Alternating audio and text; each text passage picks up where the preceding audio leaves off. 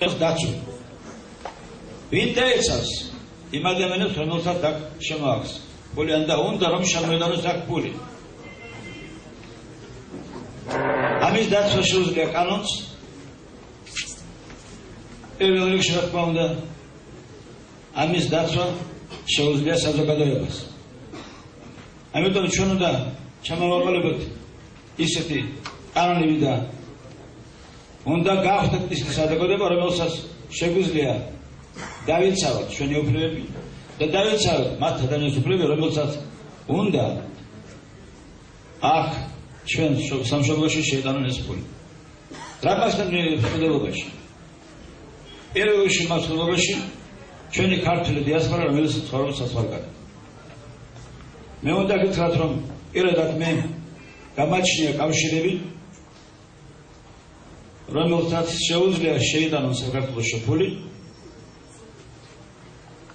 სრული ასაკობრივად გეუბნებით, ეს იქნება არანაკლებ 2-3 მილიარდი დოლარის რაოდენობით. მე მაინც უნდა მოგახსნათ, რომ თავისი მოკლე პროგრამა მე გადავეცი ხელისუფლებას 13 წლის უკან, მაგრამ ეს არ იყო მიღებული. და რატომ არ იყო მიღებული? იმიტომ რომ ამ პროგრამაში იყო ჩადებული, რომ ფულს ან და კაპიტალს, რომელსაც ჩამოიტანენ აქ ჩვენი ქართველები, პირველ რიგში უნდა ჰქონდეს თავისი გარანტია, მაგრამ ამის საშუალება არ მისცეს და ამიტომ ეს პროგრამა არ გატარდა. მე მას იმიტომ ლაპარაკობ, რომ ჩვენ ყოველთვის გვეუბნებიან, რომ მოუწევენ იაფ კრედიტებს. უნდა გითხრათ, რომ იაფ კრედიტები არ არსებობს საერთოდ მსოფლიოში. ფულს კრედიტს აქვს თავისი კანონები, როგორც ეკონომიკას აქვს თავისი კანონები. ეს არის სიცრუე. არც მოხდება დასაქმება, თუ არ შემოვა კაპიტალი. იმიტომ რომ ჩვენ დღეს არ ვიმყოფებით ისეთ განვითარებაში, რომ შევეგებოს თავისი შრომით, სამეურნეოში ფხილით მარტო დავასწავლოთ ყველა.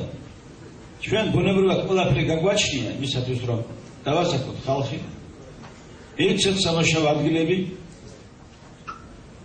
გავხსნათ წარმოებები და ამას რატომ აკეთებს ყველაფერს ხელისუფლება, რომ ხალხს საშუალება არ ჰქონდეს. იმიტომ რომ როცა ადამიანს საშუალება არ აქვს, მაგას ყველაფერს ეშინია.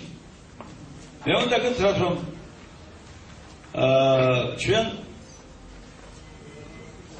კონდა ხელშეკრულება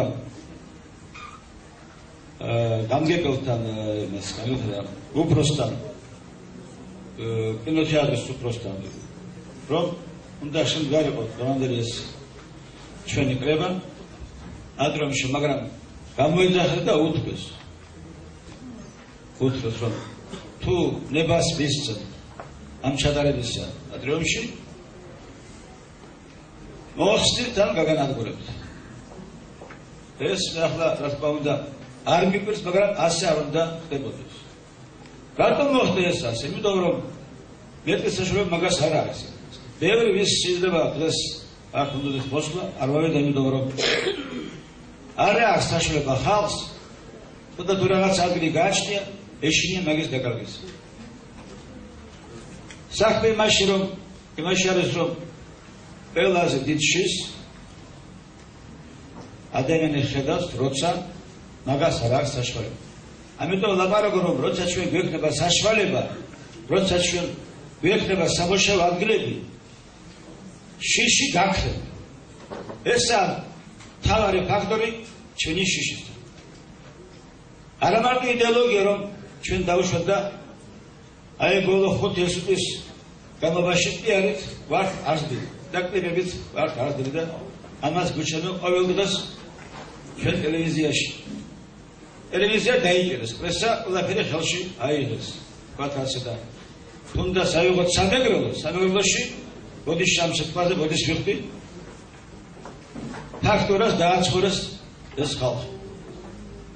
ახლა როგორც ქართული, როგორც მეგრული მე რა თქმა უნდა მას მაგრად განვიცდი.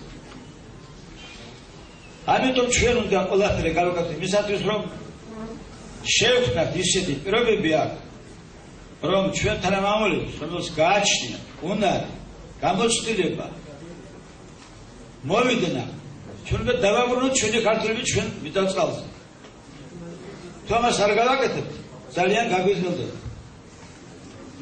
ყველაფერს აკეთებთ იმისათვის, რომ თავისუფალი ადამიანი ქართველი არ ჩამოვიდეს აქ საქართველოში.